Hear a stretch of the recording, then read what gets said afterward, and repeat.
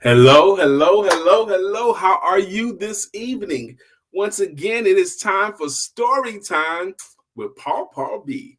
My name is Brian K McNeill, aka Paw Paw B.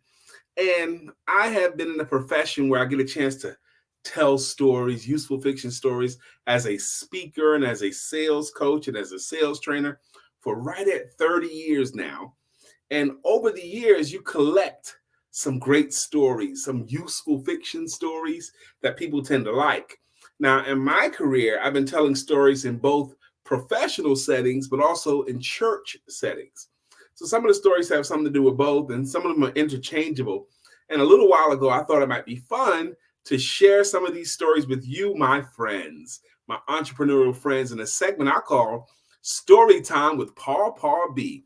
And this is another one that I think is kind of fun. So, and I'm ready to get into it tonight. So let's go ahead and cue the music.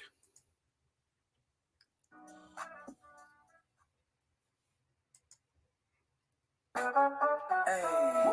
yeah, come through, everybody come see. Story time with Paw Paw B. Yeah, yeah, yeah. If entertainment is what you need, story time with Paw Paw B. Yeah.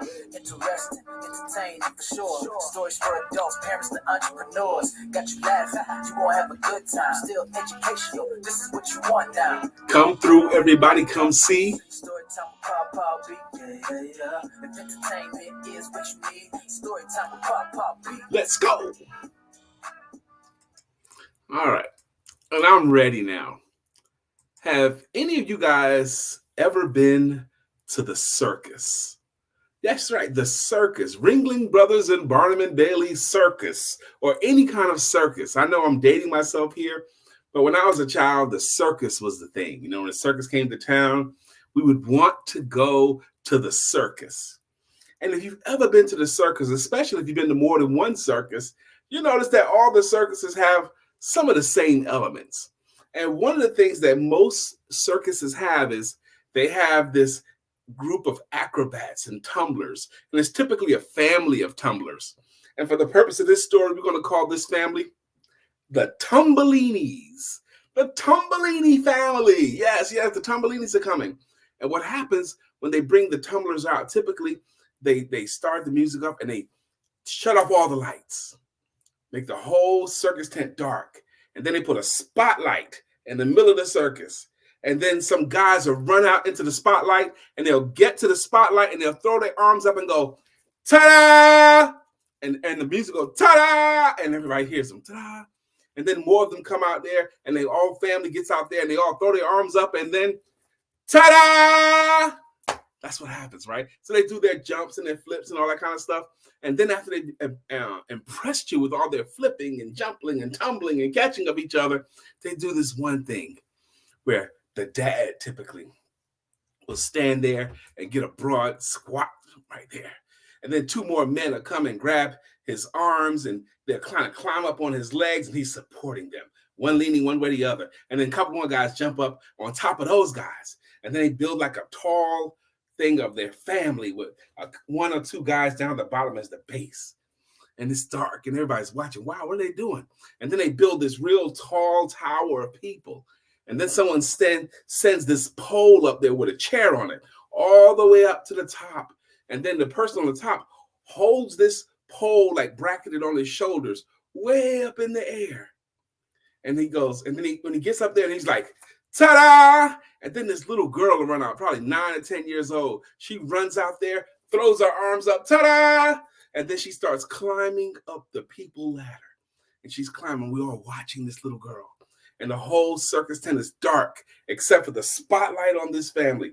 This little girl climbs all the way up to the top. And then when she gets to the top guy, she climbs up that pole way up into the sky, and she's on the chair. And she gets on the chair, she sits down and goes, ta-da! And everybody's looking at, wow, what's she doing? So then this little girl on top of this tall tower of people in this dark circus tent, she stands up on the chair in the dark. No, and then the spotlight narrows just on that little girl standing on that chair way above the ground with climbed up a people tower and on top of a pole. And she stands there on top of that chair and throws her arms up and ta-da! And then that little girl has her arms up and then she falls backwards, flipping into the dark. Everyone's like, whoa! She flips down into the dark and then the lights broaden and you see that somebody down there caught the little girl. They catch the little girl, then they disassemble the tower, and then they all get together and they throw their arms up and go, ta-da!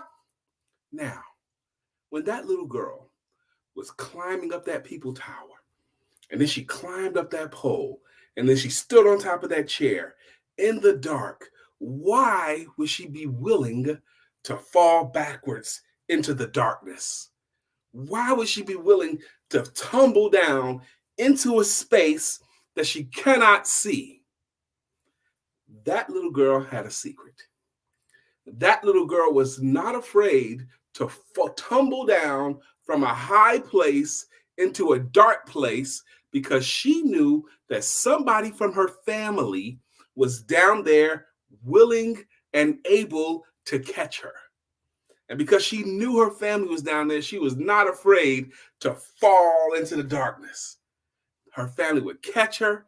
They would all gather and go, ta-da! Because she knew her family would support her.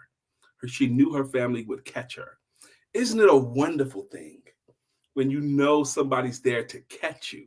Think about how much courage you will have when you know that there's someone there to catch you. I told this story probably the first time when I was probably 29 or 30 years old. I'm 54 now. And I told it at Baptist Grove Church in Raleigh, North Carolina. And on this particular day, they had a senator running for office visited our church. And we actually had my mother in the church as well. So after I did the story in the church with this talk with the youth, I would do these talks with the youth, something that had a point.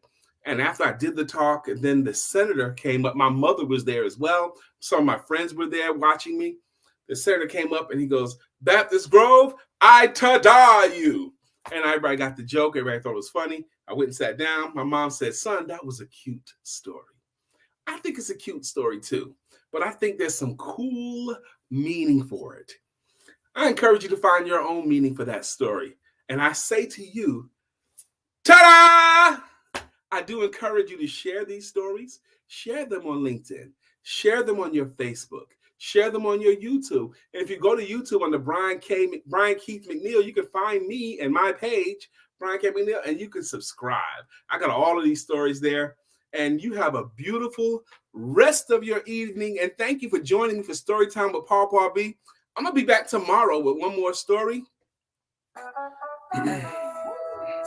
Come through, everybody come see. Story time with Paw Paw B. Yeah. If entertainment is what you need, story time with Paw Paw B. Yeah.